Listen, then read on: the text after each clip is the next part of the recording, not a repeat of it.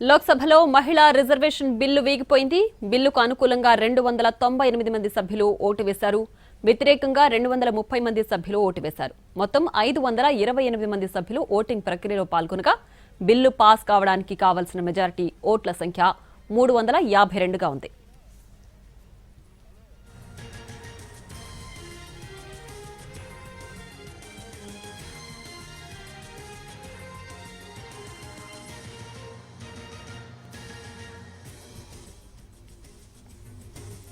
లోక్సభలో మహిళా reservation bill వీగిపోయింది. బిల్లుకు అనుకూలంగా 298 మంది సభ్యులు ఓటు వేశారు. వ్యతిరేకంగా 230 మంది సభ్యులు ఓటు వేశారు.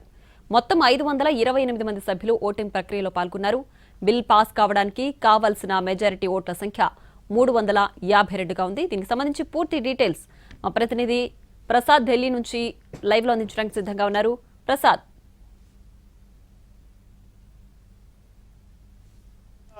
మహిళా రిజర్వేషన్ బిల్లు ముందు నుంచి కూడా అనుమానంగానే ఉంది. అదేవిధంగా ప్రభుత్వం ఏకపక్షంగా ఈ బిల్లును తీసుకురావడం పట్ల ప్రతిపక్షాలను కూడా ముక్త కంఠంతో దాన్ని వ్యతిరేకించడం జరిగింది.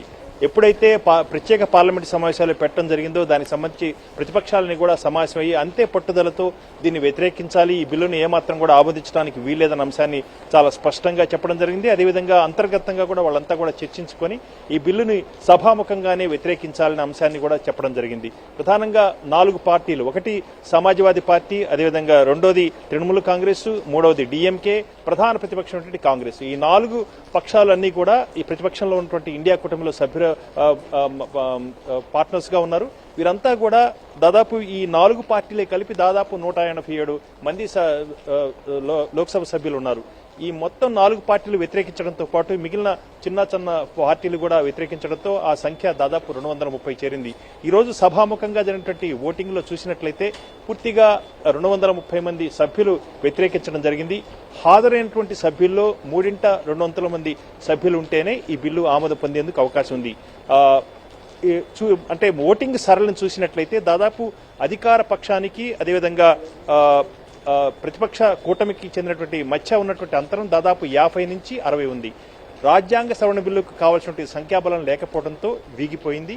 ఆ మేరకు లోక్సభ స్పీకరు ఓం బిర్లా ఈ మహిళా రిజర్వేషన్ బిల్లు చట్ట సవరణ బిల్లు ఆమోదం పొందలేదన్న అంశాన్ని స్పష్టంగా చెప్పడం జరిగింది. ఎప్పుడైతే రాజ్యాంగ సవరణ బిల్లు వీగిపోయిందో ఆ మేరకు మిగిలిన 2 బిల్లులు, ఒకటి డీలిమిటేషన్ బిల్లు, మరొకటి కేంద్ర పాలిత ప్రాంతాల్లో ఉన్నటువంటి లోక్సభ స్థానాల సంఖ్య సంబంధించినటువంటి మరొక బిల్లు, ఈ 2 బిల్లును కూడా ఉపసంహరించుకుంటున్నట్లుగా పార్లమెంటు వ్యవహారాల శాఖ మంత్రి కిరణ్ రిజిజు ప్రకటించడం జరిగింది. మొత్తంగా చూసినట్లయితే ప్రభుత్వం ఏదో రాజకీయ ప్రయోజనాలు ఆశించి ఆ మేరకు ఈ బిల్లును ఏకపక్షంగా ఇతర రాజకీయ పక్షాలతో ఏమాత్రం కూడా సంప్రదింపులు జరపకుండా అఖిలపక్ష సమావేశాన్ని ఏర్పాటు చేయాలని కోరినప్పటికీ కూడా దాన్ని బేఖాతరు చేస్తూ ఆ మేరకు ఈ రకంగా బిల్లును ప్రవేశపెట్టడం జరిగిందన్న అంశాన్ని సభాముఖంగానే ప్రతిపక్ష నేత రాహుల్ గాంధీతో సహా మిగిలిన అన్ని పక్షాలు కూడా వ్యతిరేకించడం జరిగింది. దీనికి సంబంధించి కూడా చాలా స్పష్టంగా కూడా లోక్సభలో చెప్పడం జరిగింది. ఇక చూసినట్టయితే పరిణామాలు చూసినట్టయితే రోజుకు ఒక పార్లమెంటు